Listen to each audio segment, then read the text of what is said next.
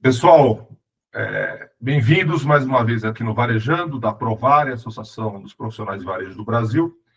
Hoje a gente vai falar um pouco da inteligência artificial, né, aplicada ao varejo.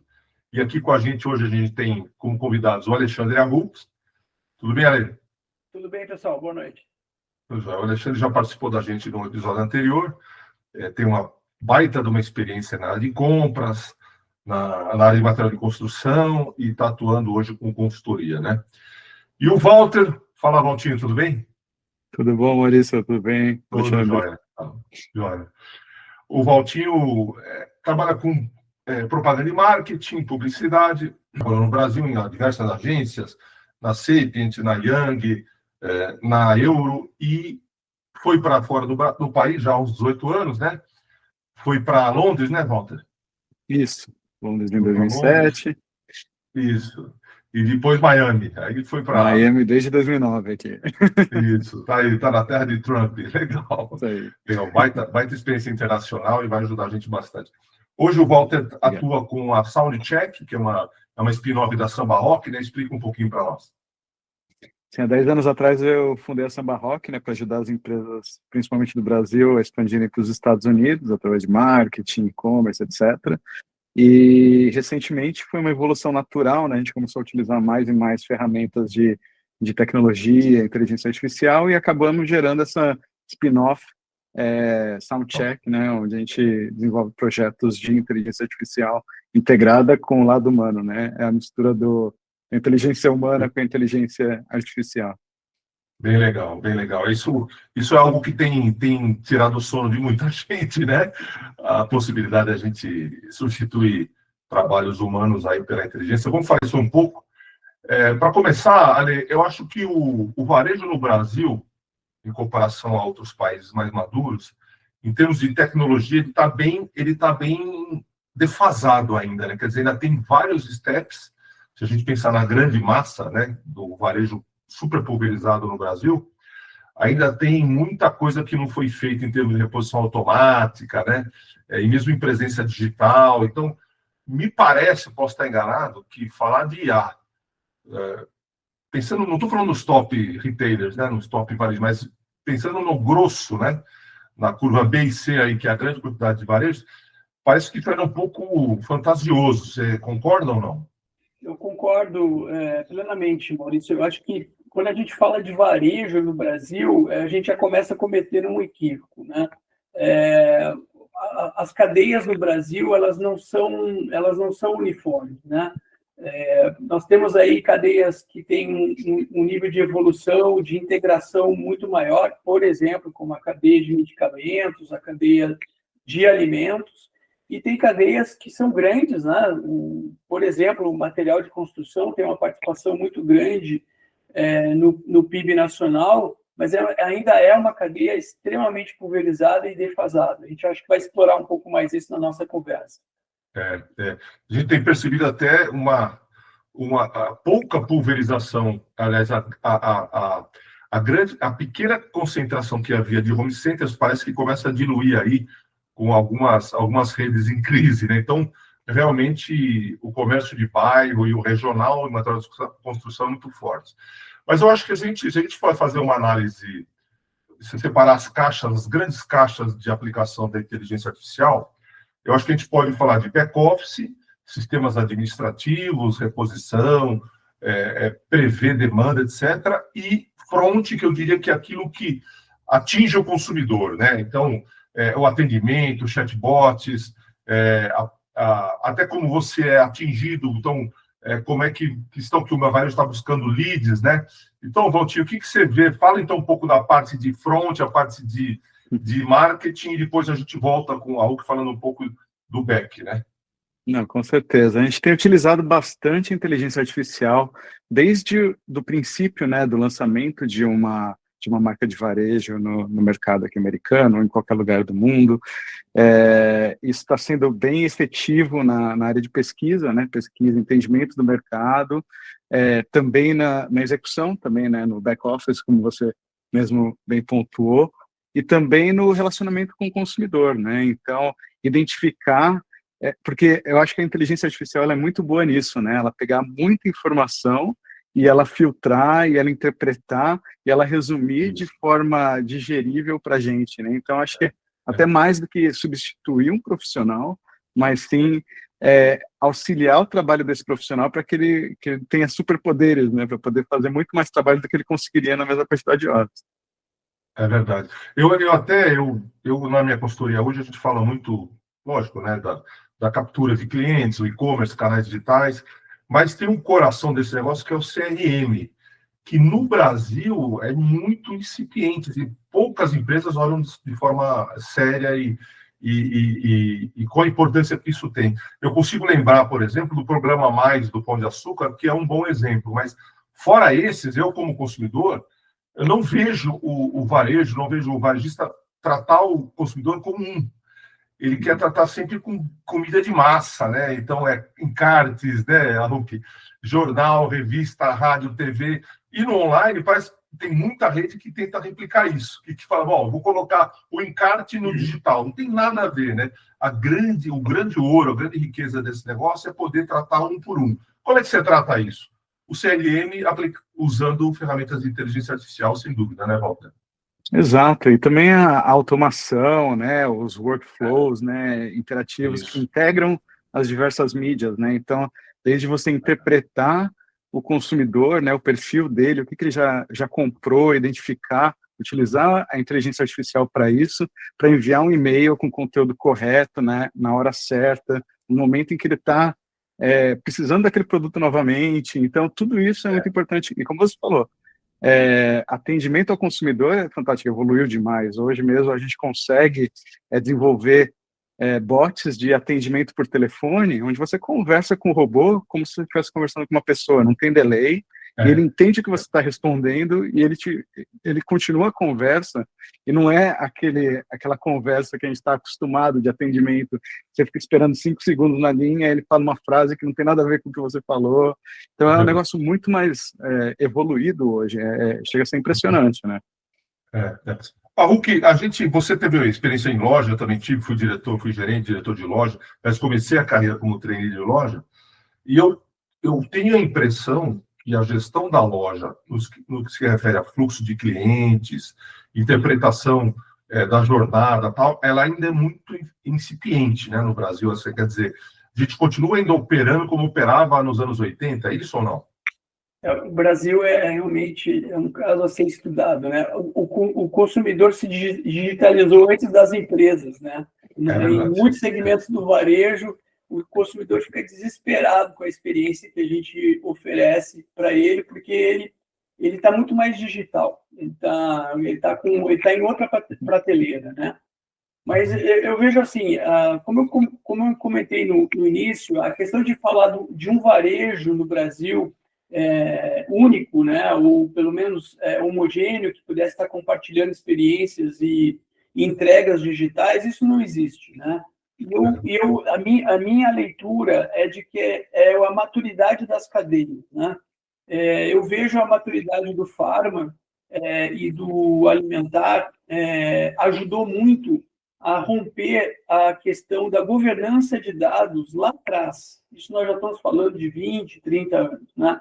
Isso criou um pressuposto, uma base importante para dar o próximo passo, que foi a automação e depois a digitalização dos processos, né? Então, a IA chega de uma maneira mais fácil, sem muitas dores, né? Agora, tem setores no Brasil, como o do material de construção, um setor que é extremamente pulverizado, né? Nós temos que lembrar aqui que 8%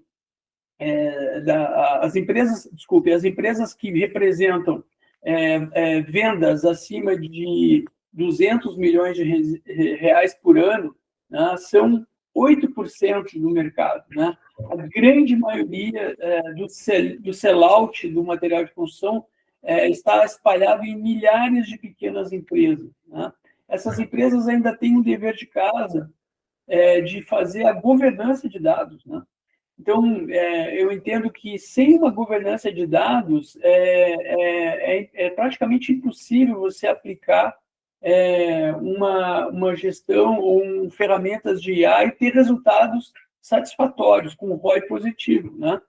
Então, esse é um dever de casa que precisa ser feito ainda no Brasil, em alguns segmentos de varejo. Né?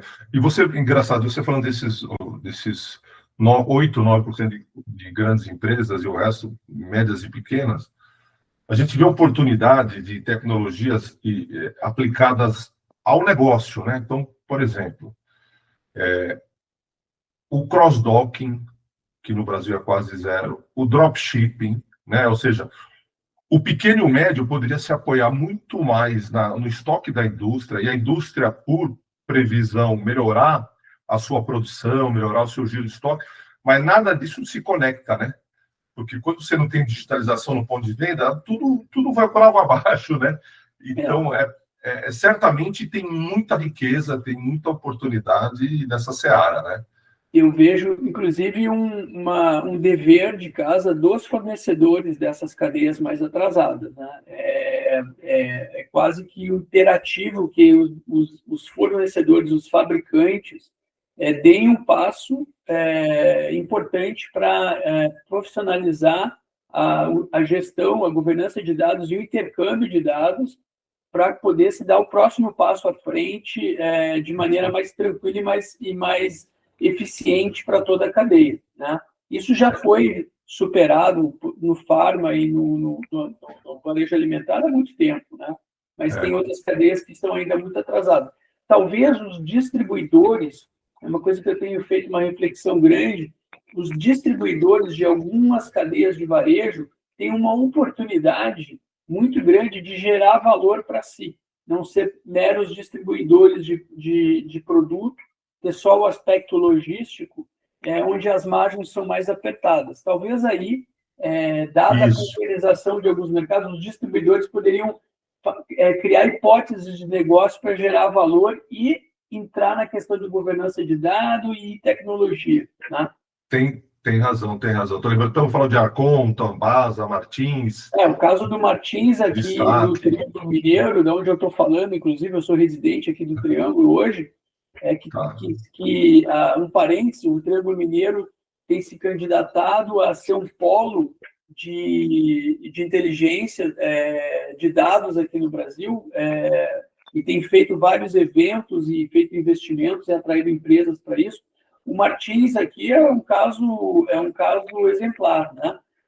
O domínio que ele tem de uma cadeia que é extremamente apertada em margens, o domínio que ele tem e o valor que ele agrega para seus milhares de clientes em informação, em gestão, mantém ele milhas de distância dos seus concorrentes. Né?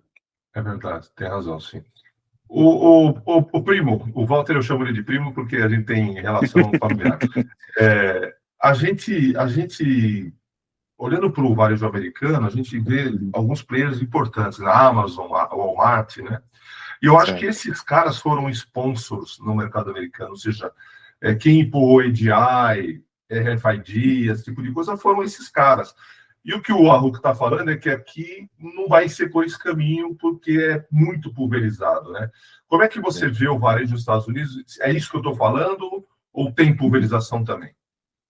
Não, a proporção do e-commerce nos Estados Unidos é absurda comparada com o varejo físico, né? Então, obviamente que todos esses grandes players eles estão puxando, né, toda essa parte tecnológica, porque é essencial quando você está trabalhando com e-commerce, né? Isso. Então, os players físicos, né, o varejo físico, ele acaba correndo atrás e tentando implementar algumas dessas tecnologias para também não ficar para trás, né? E está perdendo muito. Você vê shoppings fechando aqui nos Estados Unidos, não aqui em Miami, porque o pessoal ainda vem fazer turismo de compras, mas assim, no resto dos Estados Unidos tem... Brasileiros, né? Brasileiros, né? Latino-americanos no geral, eles vêm todos para cá, e até o pessoal de Nova York vem para cá para fazer compras, mas, enfim, no resto dos Estados Unidos tem shoppings que estão às moscas, porque está todo mundo comprando online. E tem grandes redes de varejo que estão fechando no geral, e algumas estão se transformando em operações online apenas, né, como Bed Bath & Beyond, etc. Estão se transformando. Eu lembro, porque eu vou algumas vezes aos Estados Unidos para comprar roupa, porque eu sou no padrão, fora do padrão brasileiro, eu sempre ia nos outlets dos Estados Unidos e tinha tamanhos para mim, né? Calça jeans, calçado, camisa e tal. Nas últimas vezes, o cara já começou a falar assim, ó, putz, essa ponta de grade, tamanhos muito grandes, muito pequenos, já não estão mais aqui. Eu não achava mais camisa social. O que aconteceu? Putz, vai comprar na Amazon, cara. Quer dizer, já começou uma racionalidade no ponto de vista, falar, mas eu vou colocar só a curva A aqui e deixar a curva B, C, D e E para o online. E é porque agora até a curva A já está indo para o online, né? Não, com certeza. Eu acho que as lojas físicas elas estão virando meio que um display, né, dos produtos que existem, mas um showroom que você tem uma ou outra peça só para a pessoa ver, para ela experimentar, porque ela quer ainda experimentar algumas coisas, alguns produtos, né, como perfumes, etc., você tem que experimentar, mas em outros casos, é simplesmente a estrutura ficou muito mais enxuta, né? Então, isso mudou demais, assim, recentemente, até mesmo aqui, né? Tá. Hulk, e aí, o que está acontecendo no lado do material de construção na sua região? O que o pessoal está fazendo, está se mexendo?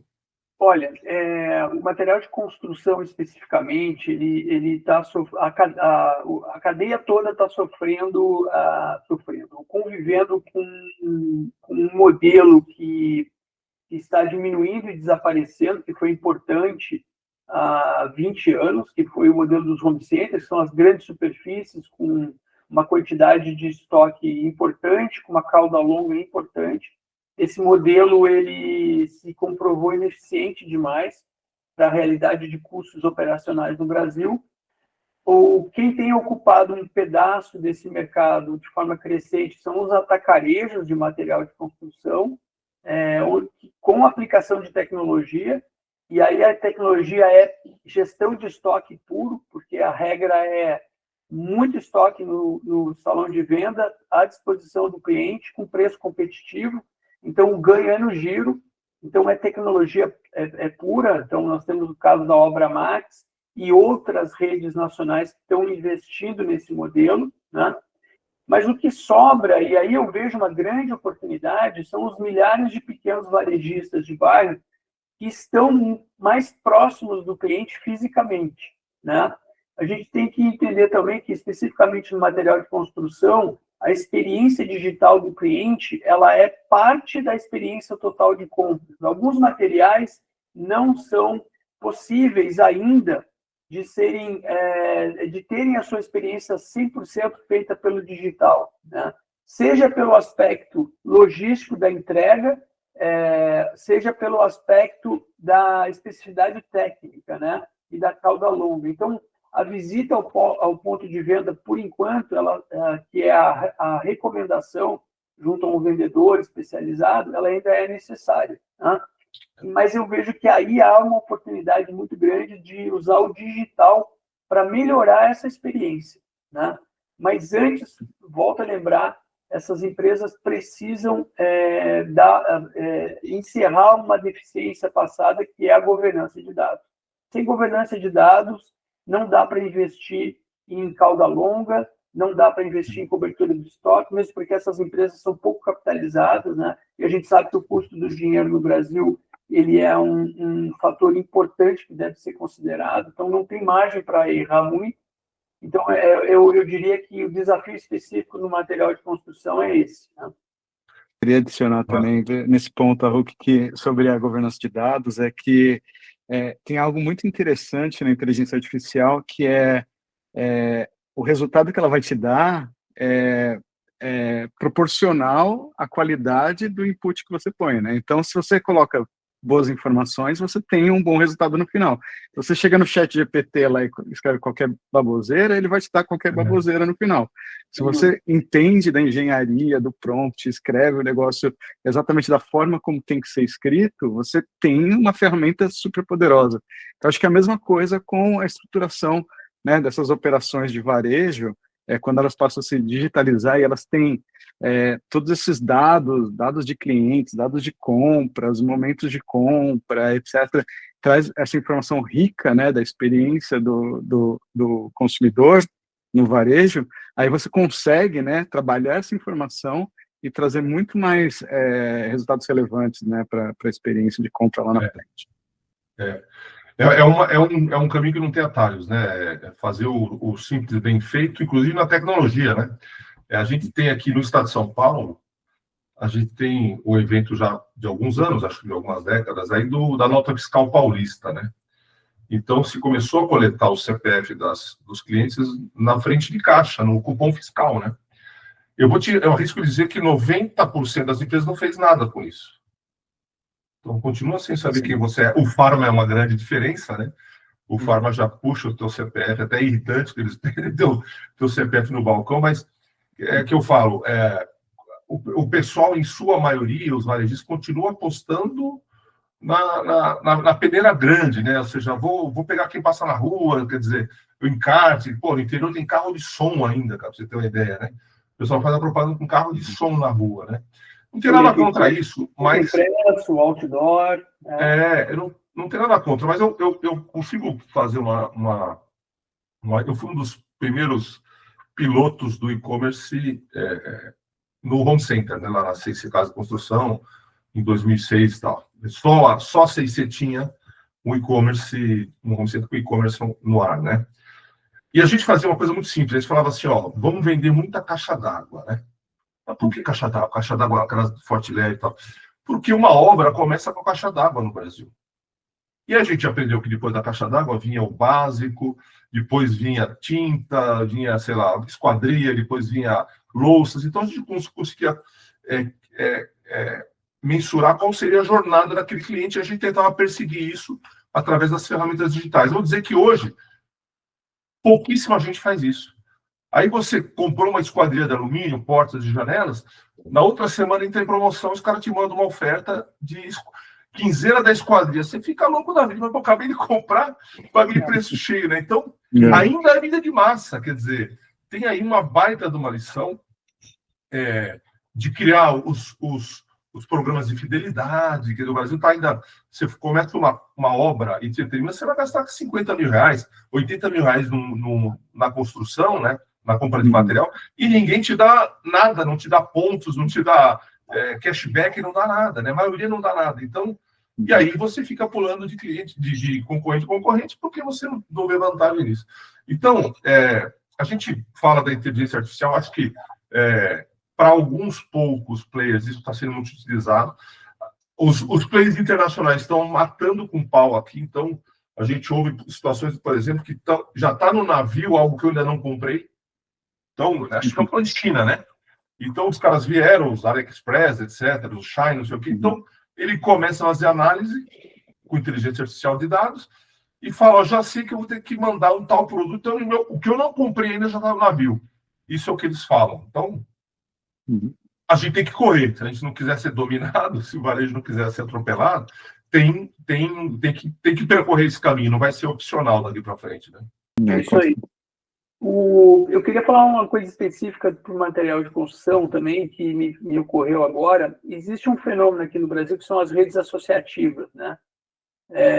São hoje quase 100 redes associativas no Brasil, espalhadas pelo Brasil todo, mais ou menos quase 3 mil empresas, basicamente empresas com uma loja só, 2 lojas, né?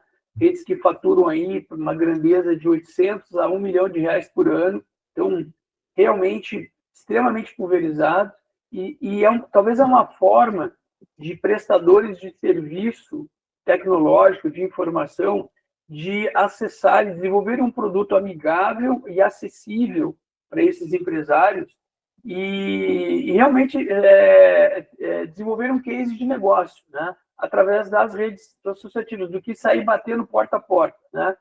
Porque essas redes associativas, elas iniciaram no Brasil há 2 décadas, basicamente para ser um clube de compra frente à indústria, para poder ter mais massa crítica, mas hoje já fazem um trabalho bem interessante na parte de pulverização de conhecimento, estratégias de marketing conjuntas. Talvez seja aí um bom caminho para se investir, para modernizar a rede, né? O canal, né? O Primo, não sei se você acompanhou essa última alteração do Google, né? Que ele reduziu a entrega de 100 até 100 resultados para, sei lá, para 10 resultados. Parece Sim. que está tendo uma reação aos motores da inteligência artificial. Tem muita coisa acontecendo na ponta de tecnologia que envolve SEO, né? Envolve Com SM, certeza. SEO. Vai mudar muita Sim. coisa, né? Já está mudando, né? É super interessante que e a gente já está vendo isso acontecer, né? Então, só para dar um exemplo, né? Um dos nossos clientes agora é na Antártica, nos Estados Unidos, né? Então a gente notou que estava vindo muitas visitas para o nosso site de pessoas procurando quem é dono do Guaraná Antártica. E estava caindo no nosso site. Eu falei, por que isso daí está acontecendo, né? Aí eu descobri que no AI, né, na inteligência artificial do Google aqui, quando você procura who's the owner of Guaraná Antártica, o primeiro resultado em AI, ele leva para o estudo de caso que está no nosso site. Então, por algum motivo, o AI do Google identificou lá. A gente começou a estudar mais isso daí, porque eu acho super, super interessante, né, um conceito que existe de... até agora a gente estava trabalhando SEO de forma quase que robótica, né? Então, o que a gente fazia? A gente identificava quais são as keywords que tem que estar presentes no texto que você vai colocar no seu site, e a gente tinha que tuchar um monte de keywords lá, então ficava um texto meio que mambembe lá, porque o texto ficava esquisito, porque você jogava muita keyword no meio e não ficava natural, mas aquilo lá funciona para SEO tradicional. O SEO de AI, de inteligência artificial, ele é diferente. A inteligência artificial, ela gosta de texto longo, ela gosta de texto elaborado e explicativo e detalhado, ou seja, o texto que é mais natural e mais humano é o preferido do robô, e o texto mais robótico é o preferido do humano. Então, é um negócio muito louco. Que legal. Quer dizer que, então, a autoridade, a relevância, ela vem de um comportamento mais natural, não das técnicas de trapaça, vamos dizer assim, né? Exato. Até porque a inteligência artificial ela é treinada com textos, né, humanos, e com livros, e com conteúdos, não com conteúdos criados para ela, né? São conteúdos que estão por aí, né? Estão espalhados. Então, ela busca conteúdos desse tipo, né? Então, ela busca conteúdos bem elaborados, com textos longos, etc., até para a inteligência artificial poder aprender e começar a replicar isso, né? Então, é algo que é interessante, né? Porque isso vai mudar muito a forma de trabalhar até no e-commerce, né? Então, quando você tem o listing lá do produto, ao invés de ser bullet points e listas, etc., vai ser um negócio mais elaborado. Tá. Isso é bem legal. É o blog dentro da página de produto, vamos dizer assim. Né? Exato. Puxa, que legal, cara, que legal. A gente fica louco, né? Porque a minha consultoria é consultoria basicamente de introdução a canais digitais, e-commerce, etc. Tem muita coisa para fazer no Brasil. E aí o pessoal fala assim, pô, Grandeza, quantas fotos que eu tenho que ter no meu produto, né? Uma foto só, tá bom? Eu falei, cara, essa época já foi. Né? A questão de uma foto, 2 ou 5 fotos, já era, não é mais isso, né? Já é, aí é o audiovisual, agora já não é mais o audiovisual. É você ser autoridade do que você está vendendo. E eu acho, não sei se vocês concordam, que isso abre uma oportunidade para o nicho. A gente já vinha falando de nicho, né? Como é que eu vou fazer se o Amazon vai me engolir, o Mercado Livre vai me engolir? Então eu tenho que me entregar e aceitar aquelas tarifas de 20%, 25% que chegam no acumulado, né? Não, você pode ser especialista no teu segmento. Então, e a gente fala, então nicha, você tem que ter o nicho. E nichar com uma boa experiência de compra é isso que você está falando, né? É ter muita autoridade no que você está falando. E aí, vai identificar, pô, esse cara é muito bom em material elétrico, ele é a fonte confiável. Quer dizer, isso não se faz de um dia para o outro, você constrói, né? É como reputação, né? Você vai construir com a prática, não é isso? A tua análise está perfeita, Maurício.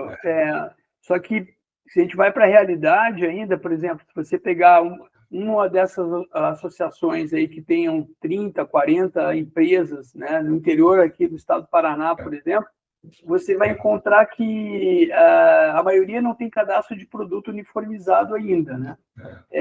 Para você ver a questão, né? Não dá nem para ir para o e-commerce ainda, porque o cara não tem o dimensional do produto cadastrado no RP dele para poder ter uma operação logística onde ele sabe exatamente quanto que ele está ganhando, quanto que está custando o transporte dele, né? Você tem razão.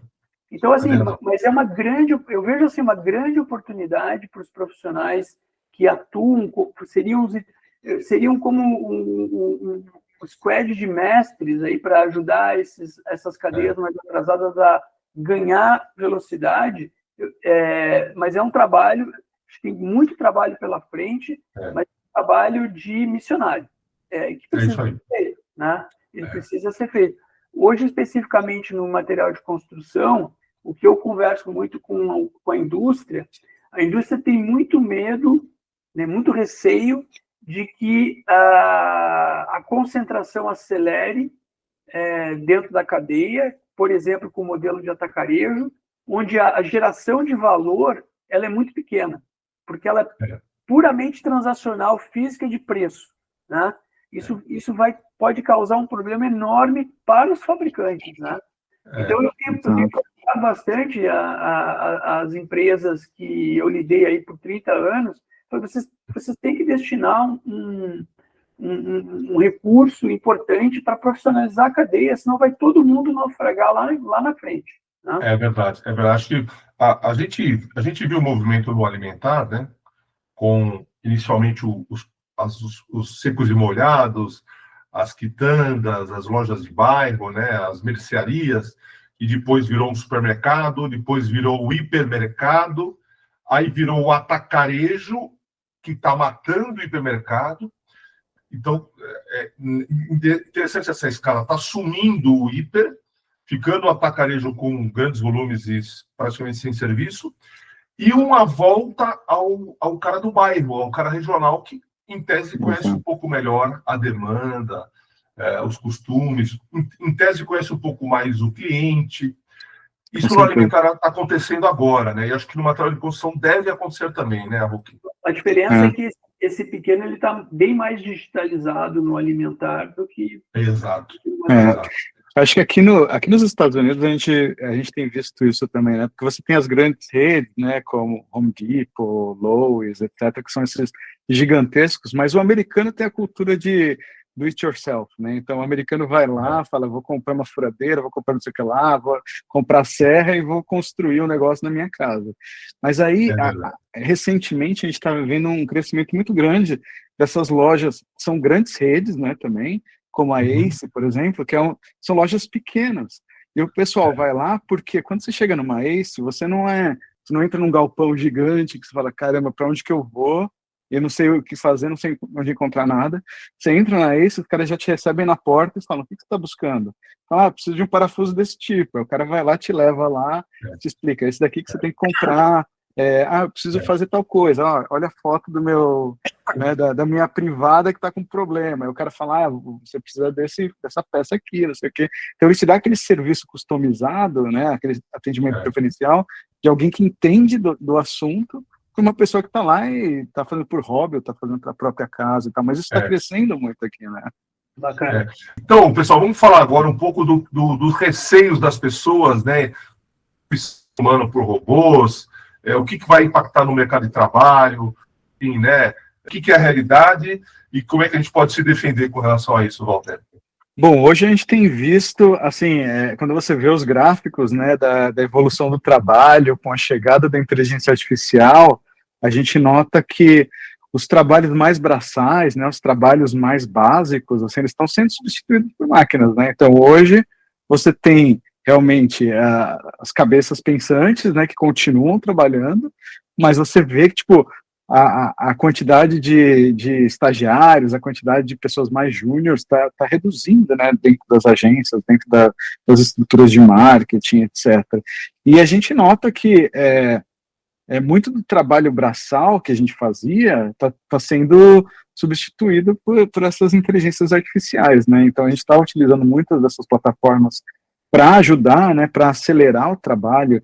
Eu acho que isso não é de hoje, né? Isso é o que vem acontecendo com tecnologia desde o começo da internet, que né, que está fazendo... Hoje a gente trabalha, a gente entrega muito mais do que uma pessoa de 50 anos atrás, quando ia para o trabalho e fazia tudo na máquina de escrever e entregava um relatório no final do dia. A gente entrega 500 relatórios em um dia porque a gente tem tecnologia, né? Então acho que isso é uma tendência que segue, né? Mas assim, a gente precisa preparar as gerações futuras para ser cabeças pensantes e para entender como isso funciona, para poder ser a pessoa que está dirigindo esse negócio todo, senão vai faltar trabalho, né? Vai faltar trabalho para fazer o trabalhinho braçal de computador. Hulk, e aí, qual que é teus anseios aí? Eu vim agora recentemente de um seminário aqui em Uberlândia, organizado, chamado Summit, é a 3ª edição, do Polo Tecnológico aqui da região. Então, grandes empresas como o Grupo Algar, a própria Universidade Federal aqui de Uberlândia, ela é muito integrada ao mundo empresarial, é até um case meio fora da curva da realidade brasileira. E assim, a grande preocupação é na integrar a geração que está chegando ao mercado de trabalho nas empresas que ainda estão pouco digitalizadas, né? Acho que um dos grandes temas, teve duas vertentes do seminário, temas ligados à tecnologia e negócio e temas ligados à educação e mundo corporativo do trabalho, né? Nesse eixo do mundo corporativo do trabalho, como que as empresas que estão ainda pouco digitalizadas vão ser atrativas para essa mão de obra pouco experiente, mas muito digitalizada na sua experiência, né? Com seus 16, 17 anos, já são seres bastante digitalizados, mas sem nenhuma experiência profissional. Como é que eles vão se sentir motivados para trabalhar em empresas que ainda estão fazendo a sua revolução tecnológica, né? Então, esse foi um tema muito debatido, muitos insights. Acho que esse é um desafio do Brasil. Não conheço outras realidades do mundo, mas especificamente no Brasil, eu enxergo um grande desafio, né? Do ponto de vista do varejo, me parece que a utilização correta na parte de governança de dados, ela vai sim reduzir um excesso que hoje é necessário de mão de obra operacional para fazer principalmente retrabalho, né? O varejo pouco profissionalizado ainda faz muito retrabalho, né, Maurício? A gente sabe disso, né? É impressionante como a gente gasta tempo e energia como gestor para voltar a um processo de inventário, por exemplo, inventário de estoque, né? Então, eu vejo que numa primeira onda de back-office, vai sim ter uma melhor eficiência e uma natural redução de quadros, né? Na área de gestão das empresas de varejo, as que estão ainda engatinhando ou já tomando velocidade, eu vejo muito emprego no relacionamento e no atendimento aos clientes. Então, todas as interfaces de saque, de primeiro atendimento para aconselhamento de produtos, eu vejo aí um caminho, seja através do .com.br ou através da ligação direta com a empresa. Eu acho que aí é um caminho importante para o varejo que em algumas etapas, né? E a questão da da precificação dinâmica, né? Enquanto nós ainda tivermos um ambiente tributário muito complexo, como é o brasileiro, você sabe bem, né? Ser varejista no Brasil e operar em mais de um estado da federação lidar com realidades tributárias totalmente diferentes. Que quando você tem um site da sua empresa que ele é nacional, como é que você traduz essa esquizofrenia tributária em precificação no site que é nacional, né? Eu acho que aí a inteligência pode ajudar bastante a criar zonas de preço e competitividade de forma mais eficiente, né? E garantir aí que não se perca rentabilidade na operação. No curto prazo, eu vejo aí esses caminhos sendo os próximos a serem vencidos, né? Pessoal, eu acho que foi bem legal a conversa. Queria agradecer muito a presença do Hulk, do Valtinho aí, para poder a gente falar desse assunto. E eu acho que foi bem produtivo. Últimas palavras para vocês, se quiserem dar um alô para todos. Bom, Eu diria, especificamente para o canal de material de construção, que é um canal que eu me dediquei aí por muitos anos e continuo ainda trabalhando em prol e tentando ajudar o desenvolvimento das empresas, agora como consultor, né? Eu diria assim, que, a primeira reflexão, preciso realmente ter um investimento em IA ou existem deveres de casa que eu devo fazer? E fazer esses deveres. Se não tenho condições de fazer todos, fazer os principais, principalmente aqueles que impactam no caixa da companhia, né? Então, é isso muito para a realidade das pequenas empresas, né? As médias empresas, que já têm mais condição e já avançaram um pouco mais, são atendidas diretamente pelos fornecedores grandes, buscar, junto a esses fornecedores, troca de dados eficiente, gestão de dados eficiente, buscar uma precificação mais inteligente, principalmente as redes que operam em mais de um estado da federação, enquanto não vier a reforma tributária, e principalmente trabalhar de mão dada com a indústria na questão da previsão de demanda, né, para poder ter estoques mais equilibrados. Essas seriam as recomendações que eu daria, o trabalho de consultoria que eu tenho feito tem ido nessa linha, nesse universo de pequenas e médias empresas, né? Legal, legal. Valtinho, e aí? Quais são as suas mensagens diretamente de Trump's Land? Primeiro, obrigado aí pela oportunidade, muito legal conversar com vocês e poder expor aí, discutir um pouco mais esse assunto que é super, super pertinente, né, hoje em dia. Quando a gente fala de 2032, parece algo extremamente distante, principalmente quando você vê evolução mês a mês da tecnologia, né? Você fala, se for esperar até 2032, a gente está perdido, porque a cada 6 meses o negócio já dobrou e está evoluindo. Então, o varejo físico vai acabar ficando para trás se não acelerar, né, esse processo, né? Então, como a gente falou, acho que é super importante, né? Dados, buscar o máximo de informação do consumidor, o máximo de informação do momento de compra, do que o consumidor está buscando, porque acho que Customer Experience acho que é essencial hoje em dia, né? É um assunto que está super em voga aí no mundo inteiro. Então, a gente entender quando que um consumidor vai precisar de um produto e quando que ele vai fazer aquela compra e a motivação daquela compra. Então, é tudo questão de inteligência de mercado. Então, a gente precisa entender o mercado onde a gente está, entender quais que são os diferenciais, entender o que está todo mundo fazendo, como é que a gente se destaca dentro desse mercado, né, comparando com os nossos concorrentes, e como é que a gente usa a inteligência artificial a nosso favor, né, para economizar tempo de trabalho, economizar investimento e para melhorar o nosso trabalho cada dia mais, né? Então, isso é essencial, senão quem não tiver fazendo isso, em alguns anos vai desaparecendo, vai ficar para trás. Legal. Então, pessoal, muito obrigado por compartilhar um pouco desse conhecimento, as experiências. Valeu, até a próxima. Obrigado. Até a próxima. Até logo. Obrigado, pessoal.